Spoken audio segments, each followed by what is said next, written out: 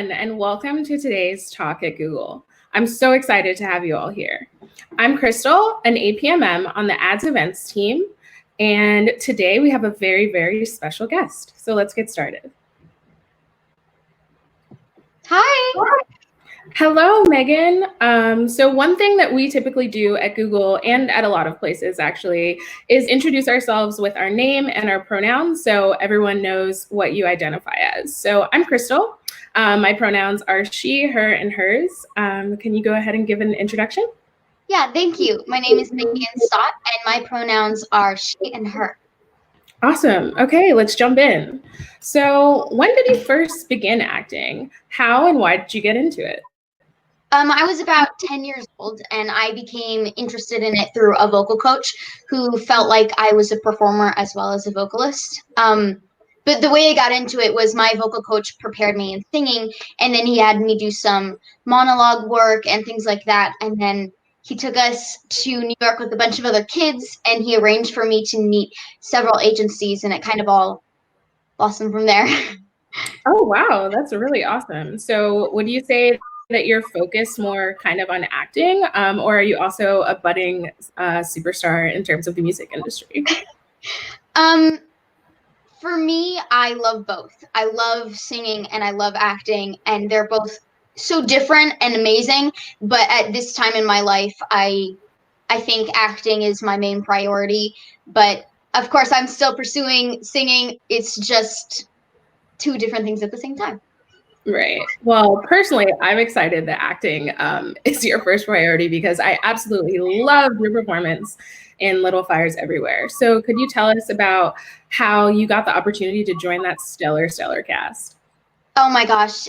I was absolutely ecstatic when I got it. I had heard about it through the industry, and I heard a couple talks about it, and then I went ahead and I read the book, and then I loved it so much that I asked my agents to keep a lookout for it, and then I got the audition, and then it just kind of went from there, and then I was Izzy.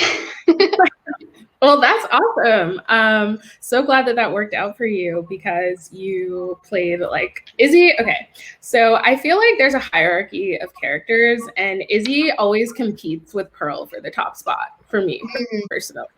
You guys are just so true to yourself and your values, and I love seeing that representation, especially in a teen audience so early on TV. So let's jump into a little bit more about your character. So your character, Izzy, has been identified as a queer and pretty misunderstood teen. What similarities do you think that you have with her? And how did you share those experiences during your part of acting as Izzy on the show? You know, for me, I understood what it meant to be different and to be bullied. At times, I was treated differently when I was in public school because I had interests in singing and acting, and I wanted to pursue them and become a professional singer and actress. And people would laugh at me and they'd make fun of me. But being made to feel like you're different can either empower you in your course or it can bring you down, and it's either your response that shapes the outcome. But we are both similar in that we both have incredibly strong personalities and we stand up for what we believe in. That's awesome. And I think that flows right into my next question in terms of your interview in The Advocate, an LGBTQ plus publication. So the interview that you did for The Advocate talks about how you prepped for the role in terms of the music you listened to journaling. Can you talk a little bit more about that process? What is it like to prepare to be a character that is so complex? You know, for me, I really made sure that I educated myself through the LGBT community, especially through online resources and books. And I was very grateful that I had the opportunity to interview many people about it and have conversations about what it was like to be a teen in the 90s going through that. And it was very helpful. And then from the music standpoint, music was one of my main inspirations. It was something that I listened to almost all the time on set. And I did have some 90s music, and I also had some modern music like Billie Eilish, My Chemical Romance, stuff like that. Alanis Morissette from the 90s. And I also interviewed several people from that time frame to better understand what it was like to be like without cell phones completely. That was something that it was a lot of fun for me to learn about that and kind of do that. But I did spend a lot of time in Izzy's room and being in her headspace because she's a very complicated person and she has so many complicated emotions, and I needed to be able to feel that on a very deep level because I mean, she goes through a lot in the whole entire series, and you have to be able to bring that out and be able to be her truthfully and empower her as who she is. Yeah, I think that's a really important part of how you brought Izzy to life so well. It was such an authentic portrayal.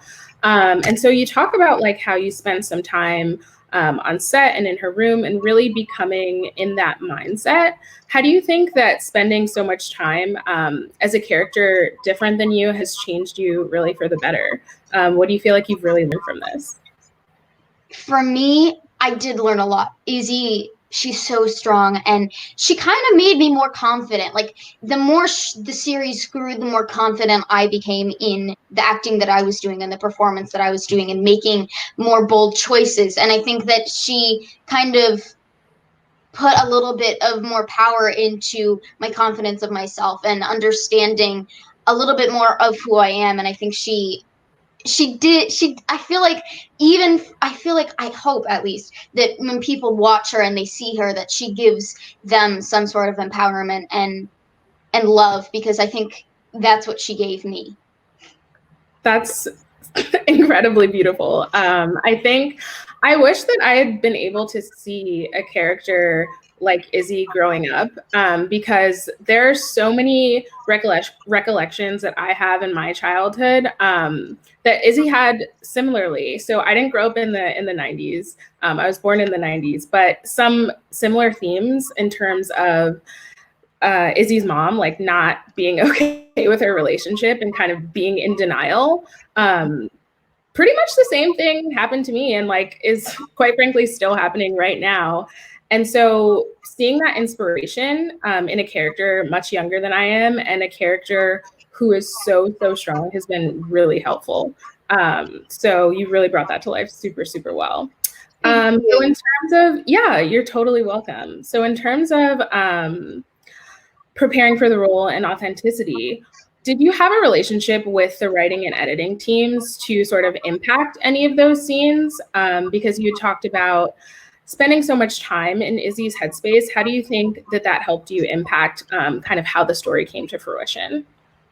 You know, I feel like for me, with the writing and editing team, I think we had a great relationship. I think I was able to talk with them about basically what happened was I was able to talk with them and understand better what Izzy was happening, because I trusted their creative process and I wanted to see what they came out of, and I was able to put some input in. I was able to, maybe when we were on set, say, yeah, I would like to add this to this line because it feels like something maybe Izzy would say. And we all had very good communication, and especially Liz and I, we talked a lot about Izzy and her emotions, and we kind of all delved through that. And I feel like we had a good relationship. I didn't really involve myself too much in the writing process because I love their creativity and I love what they wrote, and I felt like that's what they do. I'm the actress and I love what they do anyway, so I didn't really see a point to be there. But of course, I put some input at times when I felt like I it was something Izzy said or wanted to do. Cool.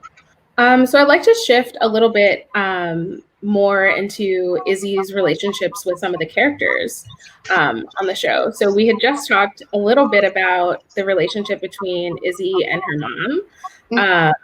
That relationship is, I would say, like tumultuous at best. Um, so, you know, against Izzy's mom's wishes, Izzy builds a really close relationship with Mia, who also identifies as queer. Can you tell us a little bit about those relationships in terms of Izzy's relationships with other characters, and then kind of on the back end, how did those scenes and interactions help you build relationships with the actors' characters? Washington and Reese Witherspoon?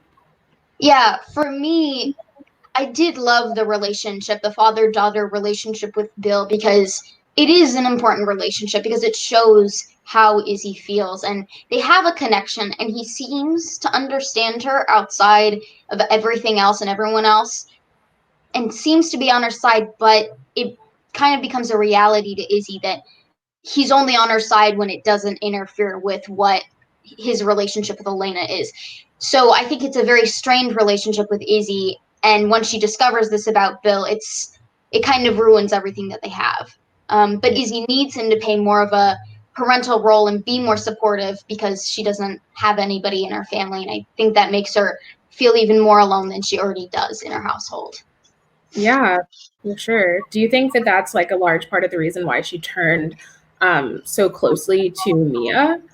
Yeah, I think the Mia Izzy relationship it's a very pivotal relationship. It's just from the beginning she supports her in what she does. The first line Mia says to Izzy is, "We artists got to stick together," and that's nobody's ever called her an artist before or given her any tips or anything. And I think it's a time when Izzy really needed someone and needed that acceptance. And she was the mother that Izzy needed, but not the one that birthed her, unfortunately. But Yeah. I think Mia helped Izzy channel her rebellion and find acceptance and come to terms with her sexuality. Yeah. And I think in any, like, you know, any time that someone is growing up, those relationships outside of your family and your immediate peer group are going to be really important because, you know, those people have seen you since birth and really have so much insight into your life that they almost like project their ideals They do. onto you.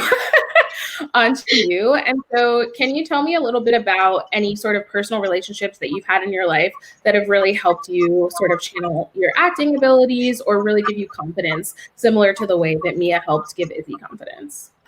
You know, I think I don't have a relationship like Izzy and Elena do because I love my mother a lot. She's amazing. But I do feel like I have many uncles and aunts who I have similar relations to with Mia because they're very supportive of me and they make me feel confident. I feel like it is like my mother and I's relationship as well because I think that Mi is very supportive and she supports Izzy in anything that she does, but she also does parent her at times.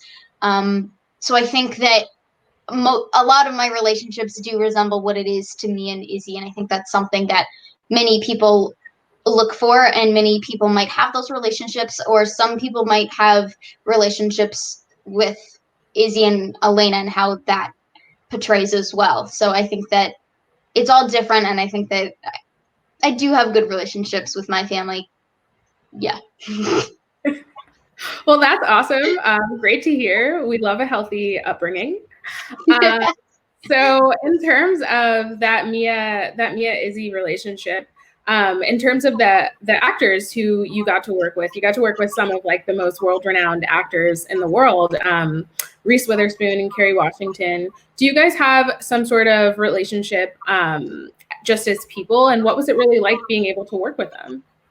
You know, I think each relationship on set is so unique and we all care for each other and we all wanted the best for each other. And I think that as teens as well, we did several things off set and we were able to go hang out and go to Universal. And it was it was a very healthy relationship and we all got to hang out and it was a lot of fun. But in regards to our on-screen parents, Mia and Elena, or Kerry Washington and Reese Witherspoon, you know, I have so much respect for both of them. They're both so generous, and they always, in every single solitary scene, they would put their 100%, and then they would expect us to do that as well. And I think it made us better actresses. And I love Carrie. I love Reese. They're both so kind, and they're like, it's amazing to work with such world renowned actresses who have worked their lives to be in these kinds of roles. So I felt like I'm honored, basically.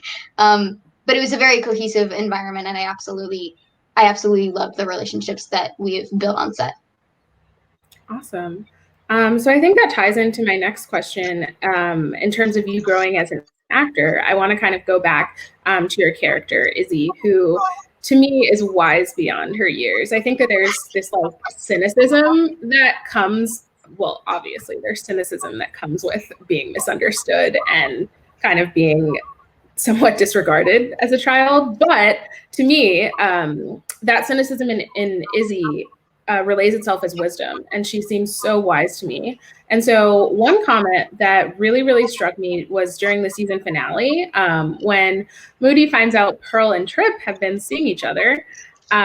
He's upset, and Izzy's kind of like, why do you think you get to be upset about that? Like, do you think you own her because you talk to her? Can you tell me a little bit about doing that scene? Like, did you feel like you understood what that really meant? Because it's such a powerful dynamic in terms of gender relations right now. And I think it brought to light really, really important notes. Yeah. You know, Moody saw himself as, I guess you would say, the nice guy. And that because he was nice, he deserved something. And, you know, making this broader, you see this on television all the time. And in culture, you see somebody on TV or the nice guy or the guy you think should get the girl. But then when she doesn't like that guy or chooses somebody else, the audience is actually mad at her for choosing somebody else. And the statement was that it was bringing attention to that and exploring the why of it. Like, why can't she like who she likes? I mean, not everybody chooses that guy. I mean, does she have to like him just because he likes her and is nice to her? I mean, in that moment, Moody is thinking about himself and what he felt he deserved. And he wasn't really thinking about Pearl's experience. And, you know, in this moment, it also displays how much Moody is like Elena. I mean, that if you do nice things for people, they owe you something. But that's not how life is. And it shows so much self-entitlement in this show, and it's being expressed. And what Izzy is really trying to get across to Moody is that Pearl is her own person who wants her own things and doesn't owe Moody a thing. And everyone was rooting so hard for Moody at this point that it isn't even considered like what Pearl wanted or anything like that, or her journey or what she's going through. And I think through Izzy in that story, it's then bringing the audience and Moody back to considering that female experience. I could not agree more with what you said, and you expressed that so articulately. Like, if I was 16 and you asked me to explain the nice guy trope, I think I would be like, what? Like, I don't know what you're talking about. And these are really, really important issues that you really help to the forefront through these like little moments in the show that sure is set in the 90s, but it's crazy that we're still seeing these things today. And so I so appreciate that scene. It was probably, okay, no, that wasn't my favorite scene, but it was the top one. I think the scene that like struck me the most, and spoiler alert, anyone, if you haven't seen this, was the very end when Elena essentially, when okay, I don't want to spoil too much. The last scene? Yeah, the last, I think it was the last scene. Like the big scene. Yes, the big scene. Yes, the big I love that scene. That was honestly one of my favorites. Okay, I'm so glad that you're with me here, because when Elena yells back, like, yes, you are, after your older sister says, like, she's not perfect, I did X, Y, and Z. So we won't do too many spoilers, but we'll say she said that she's not perfect, and Elena yells back, yes, you are. I watched that scene, I think, like 4 times. Like, it was some of the most powerful TV I have ever seen. So what would you say that was your favorite scene, and what did you learn from, you know, these big moments? You know, I have 2 favorite scenes. The first one is probably in episode 3 or 4, and it's when she's at prom, well, homecoming, and she has that conversation with Moody. And when Moody pulls her away, I felt like it was such a revealing moment to Izzy that nobody actually knows her. Even her brother doesn't. And he says so many things to her, and he's like, yeah, but you don't care. You don't do this. You don't do that. And she's like, but you don't get it. I do. I care more than anybody what people think of me. And I thought you were the one person who understood me and understood why I am this way. But in the end, he doesn't. And he doesn't understand her. And so that was probably one of my favorite scenes. And also the scene where Izzy is shaving her legs with her mother, because I felt like that was such another passionate scene, and it just revealed another side that Izzy thought she was perfect, and then Elena had to go say, "Oh wait, no, you're not perfect yet. You got to put on lipstick." And it's like, but shouldn't I be perfect because I'm your daughter no matter what? And I love that scene. I love it so much. I watched it over and over and over again. But I love the emotional last scene, because it was interesting to work with, and being able to get into that headspace. It was very complicated, and there was so much going on, but we all support each other in that moment, and I felt like I have a lot of good memories, even though it's a horrifically sad scene. I had good memories while filming it. I think like gripping would be an understatement to describe like the level of emotion that's within these scenes. And so there's so much learning that can come with that.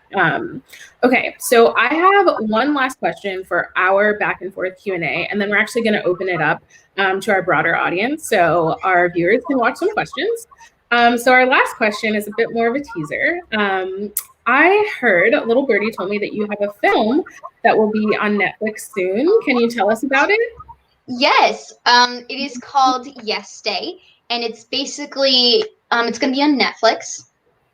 The date is yet to be determined, but it's about parents trying to make it through an entire day, about saying yes to their kids' requests. And my character is named Layla, and she is best friend to Jenna Ortega's character, Katie Torres. And I'm basically the antagonist to Jenna's character, and it's a roller coaster. It's a lot of fun. Cool. I feel like do you have a thing for roller coaster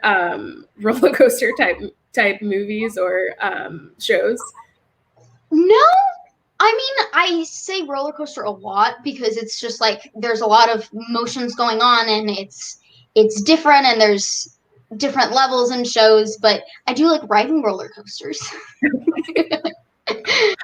Well, I'm super excited to check it out. So let's go ahead and move on to our audience questions. Awesome. Your first question from Christine Opolita is, hi, Megan. Did you get any tips on playing such a complex character from experienced actors like Reese and Carrie?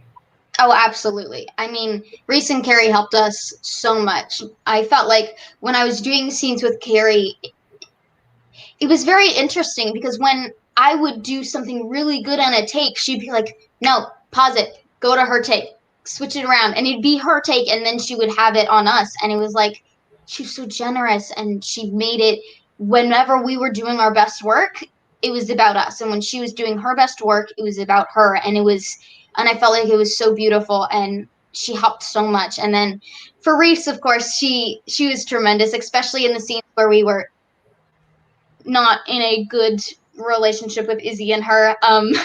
She did help a lot, and she always made it feel afterwards like it wasn't in the scene. It was acting, of course, but she would always hug us, and she'd be like, I love you guys. That was such a great scene. You guys did so well. And she would give us tips, and it was a very conducive and wonderful set. And they were both so helpful, especially with Izzy and doing all of those emotions and things like that. Awesome. So a little bit more of a teaser question is our next question from Megan Green. Megan, what do you believe happens to Izzy at the end? Do Izzy and Elena make peace later down the line? Yeah, for me on that one, I felt in the beginning like she would go off and live this life and go to college. But I'm like, she's 14. She doesn't have any money. She has nowhere to go, really. So in the end, for me, I think she would go, and she would go visit Mia. And maybe Mia would keep her for like a month or two. But I think she would eventually bring her back to her own mother. And I think that their relationship would grow, and they would try to understand each other better. But for me, in the end, nobody really changes. They might change if they accept you or not, or something like that. But I feel like they each have something to grow, and they each need to grow in their own ways and have better communication. So I think that their relationship will be better, but I don't think it'll ever be like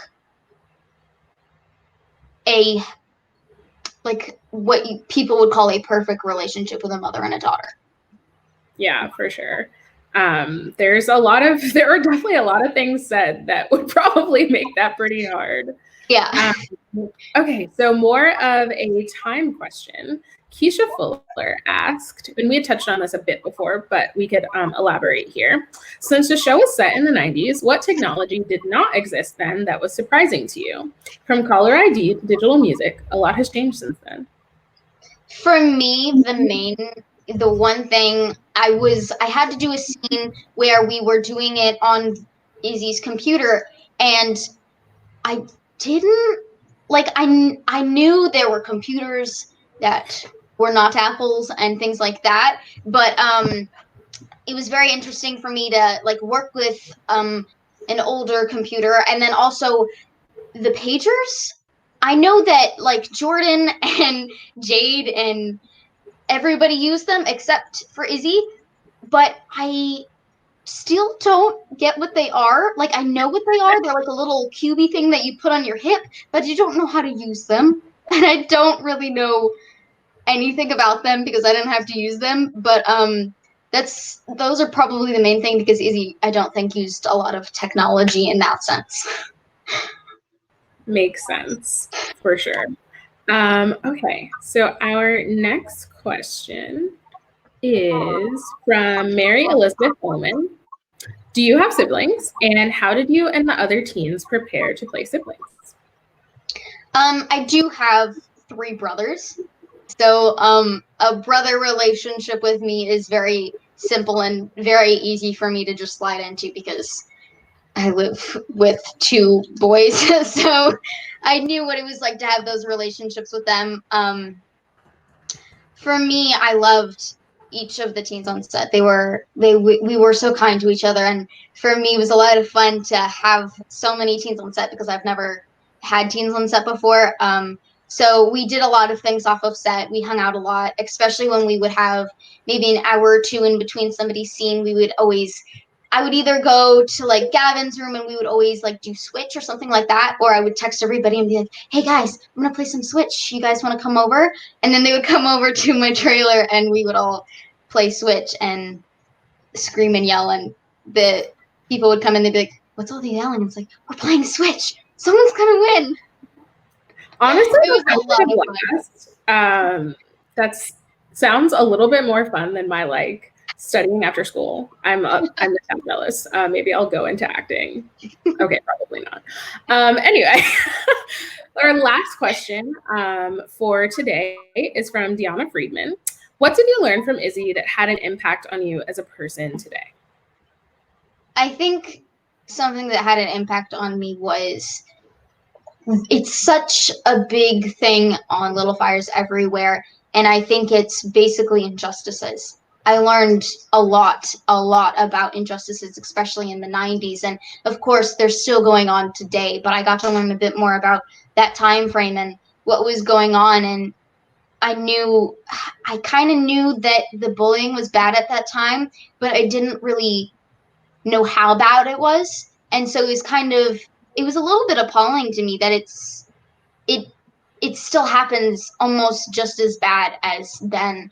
And I think it's absolutely horrible, but I think I learned a lot from her, and she definitely opened my eyes to many things. So and I think the main thing would be that she kind of, I don't know if she said it, but to like be yourself and to like teach other people to be themselves and to be kind and always be kind to other people around you, because you never know what somebody's going through, and you never know if something's wrong or if something's happening in their life, because you're one person, you don't know anybody else's story. So that's probably the biggest thing she taught me. Yeah, I definitely think that that's super powerful. I'm glad that you've learned so much from Izzy, because I have learned so much from Izzy. And I just want to say thank you for joining us today for this talk at Google. Any departing words before we hop on? Yeah. anybody who is like struggling with their sexuality or struggling with bullying or anything like that, I think you have to be really strong. I know that for a fact. Everyone is strong in their own ways, and everybody has to be kind. And if somebody's pushing you down, I think don't let them. You're perfect the way you are, and you shouldn't let somebody's words or ideals or texts or messages online or anywhere change who you are, affect how you act or the way you dress. I think that being yourself and being confident is one of the most beautiful things that anybody can do. And I think that don't change yourself for everybody else. Thank you. Those are super, super powerful closing words. So thank you everyone for joining. And we have concluded our talk at Google. Thank you, Megan. Thank you.